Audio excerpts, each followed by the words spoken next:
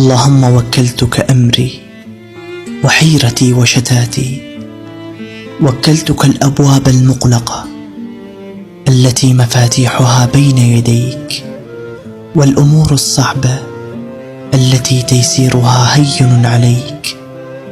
وكلتك الطرق التي لا أعلم نهايتها، والمسافات التي لا أعلم حجمها. اللهم وكلتك سعادتي، فلا تجعل خوفا يرهقني ولا هما يشقيني. اللهم صل وسلم وبارك على سيدنا محمد وعلى اله وصحبه اجمعين. ازيكم عاملين ايه؟ يا رب تكونوا بخير والامه العربيه كلها بخير. زي ما انتم شايفين كده النهارده بقى ايه، جاي لنا ضيوف. النهارده كان تالت يوم العيد ولازم نعمل اكل بقى يليق بضيوف. نزلت السوق، احنا السوق كان عندنا فرش يعني.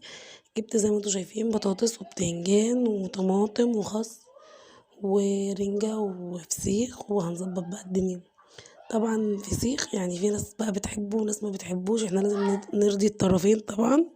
الناس اللي ما بتحبوش على راسنا في فوق، والناس اللي بتحبه برضو على راسنا من فوق. المهم جبت معايا هنا البتنجان وابتديت ان انا اقمعه كده ماشي عشان اقليه. ما تنسونيش بقى بلايك واشتراك في القناة لسه جديدة تكبر بيكم ان شاء الله وليكم. طبعا يعني تسيبولي برضو تعليق حلو كده يشجعني ان انا استمر. في اي حاجة في التصوير، اي حاجة مثلا في الصوت، اي حاجة مش عاجبكم يا ريت تقولولي. وانا والله بحاول على قد ما اقدر ان انا اظبط الصوت واظبط الجودة بتاعة التصوير وكل حاجة. يا رب ما اكونش تقيلة على قلبكم، وكل سنة وانتم طيبين. المهم زي ما انتم شايفين كده قمعت البتنجان اللي معايا. آه وهحطه بقى في ميه، وبعد كده هنشوف هنعمل ايه تاني بقى. يا رب ما اكونش تقيله على قلبكم بجد. ما تنسوش بلايك واشتراك في القناه. المهم ما تنسونيش بلايك واشتراك في القناه لسه جديده تكبر بيكم ان شاء الله وليكم. هنا بقى جبت الخس تمام، وابتديت بقى ان انا انضفه. جبت ميه اهيت معايا وهسيبه منوع فيها شويه حلوين كده، عشان لو في اي تراب اي رواسب ينزلها. وطبعا اهم حاجه غسيل الخضره يا جماعه، احنا دلوقتي الجو مش مضمون وبقى فيه ادويه ما بتترش في الخضار، فلازم حاجتك تغسليها كويس، وبالذات لو عندك اطفال مش ذنبهم حاجه. اغسلي حاجتك كويس عشان خاطر تاكلي وانتي ضامنه ان كل حاجه نظيفه وكويسه وكده. المهم هنا بقى كانوا بصوا هما بيعشقوا عندي قلب الخس، واصلا كانوا جعانين فجم ايه اخدوا مني قلب الخس وهي كده. المهم نضفت خصايتين معايا كبار اهوت. يا رب بقى ما اكونش تقيله على قلبكم، ويا رب الفيديو يعجبكم كده بقى يعني. المهم هنا بقى يعني ايه نزلت. كانت الخاصية اللي معايا كبيرة فيها قلب يعني. بعد كده بقى رحت عند الحوض. بصوا زي ما انتوا شايفين انا كنت جايبة كيلو فسيخ. كيلو الفسيخ يا جماعة مش قادرة اوصف لكم بكام يعني. شايفين اللي قدامكم دولت ب220 جنيه. الف انا اللي اكل طبعا، انا بهزر. بس يعني برضو هو يعني في ناس تقولك ايه، طب لا ما انا اجيب كيلو لحمة احسن الكلام دوت. بس والله لا، هو يعني ليه اكله وليه طعمه وليه ناسه، وفي ناس فاهمه الكلام ده كويس طبعا معايا. المهم زي ما انتوا شايفين كده جبت المقص، قصقصت اي في ايه اي مثلا آه يعني اي كده حاجه عشان متعورنيش ولا تشوكني. قصيت اي حاجه كده بقى فيه عشان متعورنيش، وانا يعني ايه بنضفه ماشي، لان انا متعوره كذا مره قبل كده من الزعانف ديت. فقصيت اي حاجه فيه عشان خاطر ايه متعورنيش يعني وانا منضفه. المهم هنضف معاكم ديت، وبعد كده هقوم ايه مطفيه الكاميرا. وبعد كده هطفي الكاميرا بقى اكمل بقية تنظيف الفسيخ مع نفسي كده، وبقى هشغلكوا الكاميرا تاني. طبعا اللي انا نضفتها دي اخدتها على الحنفية غسلتها. طبعا بعد ما قلت لكم كده زي ما قلت لكم، بعد ما نضفت الفسيخ اخدتها اديتها شطفه كده، نزلت القشر من عليها وهي لسه مقفوله عشان ما تتزفرش معايا من جوه. وخلاص على كده. المهم هنضف بقى الكميه اللي معايا وارجع لكم. هنا كنت نضفت الكميه اللي معايا خلاص. ومعايا برضو حوالي نص كيلو رنجة اهو زي ما انتوا شايفين. الرنجة دي كانت ب100 كيلو ب100.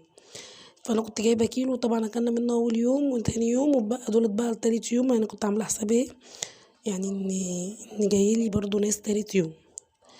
المهم هنا بقى نضفت الرنجة زي ما انتوا شايفين كده. هنعمل بيها ايه؟ طبعا الرنجتين دولت انا لو حطيتهم كده مش هيكفوا حد، لان كان عندي افراد ياما يعني، كان العدد ياما. المهم ايه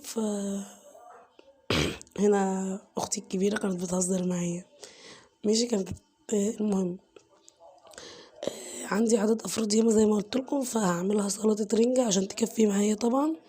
وبألف هنا للي أكل، ألف هنا وشفا للي أكل واللي كان نصيب في حاجة وأكلها. طبعا أنا صوتي رايح في داهية، أنا عارفة أنا تعبانة والله يا جماعة، بقالي فترة كده معايا كحة وبرد، بس الحمد لله على كل حال يعني. أهو هنا بقى بصوا فتحت قلب الفسيخ اللي معايا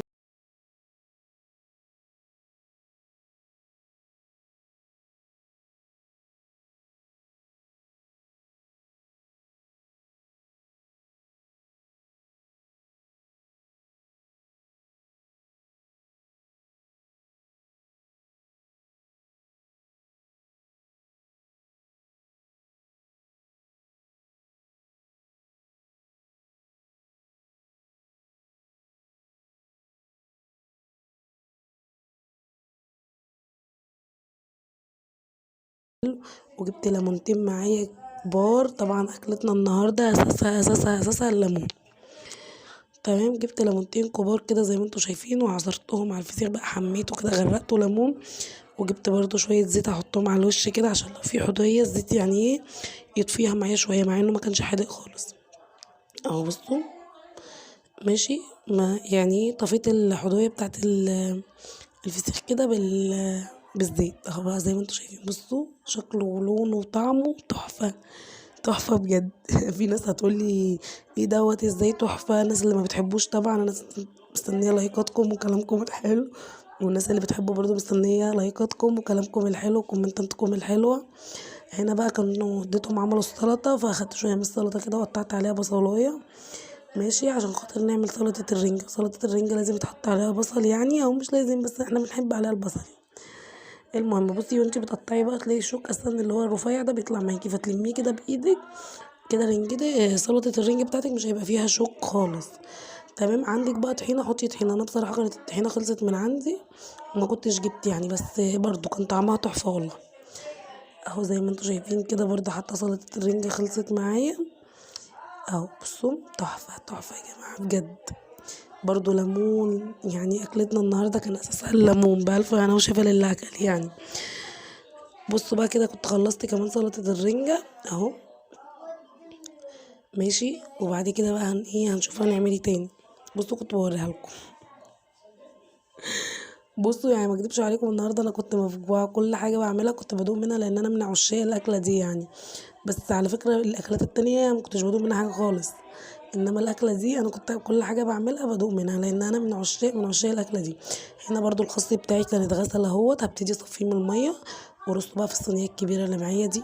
بصراحه الصينيه دي كنز يعني، انا كنت جايباها عشان شكل رمضان بس بتنفعني في حاجات ياما اوي. عايزه بقى اجيب واحده مش شكل رمضان. المهم هيت برضو كانت البطاطس اتقلت معايا، البطاطس اللي انا كنت جايباها كانت تحمير وكانت جميله اوي. كانت تقريبا كيلو ونص ب10 ماشي، بس انا مش متذكره كويس. المهم جبت السلطه بتاعتي حطيت عليها ملح وكمون، وحطيت كمون برضو على سلطه الرنجه وشويه كزبره كده وعصره ليمون حلوه كده مظبوطه. الليمون بتاعي بصراحه كان كبير وكان فيه ميه كده ايه وحاجه ايه حاجه عظمه كده. المهم انا عايزه اعرف بقى مين اللي بيحب الاكله دي ومين اللي ما بيحبهاش. اللي بيحبها يقول لي في الكومنتات، واللي ما بيحبهاش برضه يقول لي. انا مستنيه كلامكم، مستنيه رايكم الحلو، انا رايكم اهم حاجه عندي طبعا. واهو كده بقى كنت غرفت الاطباق، غرفت السلطه اهيت هناك، وغرفت الرنجه وال والبطاطس لا البطاطس كانت خلصت برضو. البتنجان اللي كان معايا في الزيت، طبعا يا جماعه انا ما بصورش الزيت وهو على النار لان انا كنت عامله فيديوهين قبل كده واتحذروا بسبب الحكايه دي، فبطلت ان انا اصور الزيت وهو على النار. انا بقلي حاجتي واجيبها لكم قدامكم كده قدام الكاميرا متصوره مقليه، مش عارفه ليه بصراحه يعني هما بيتحذروا الفيديوهات كده.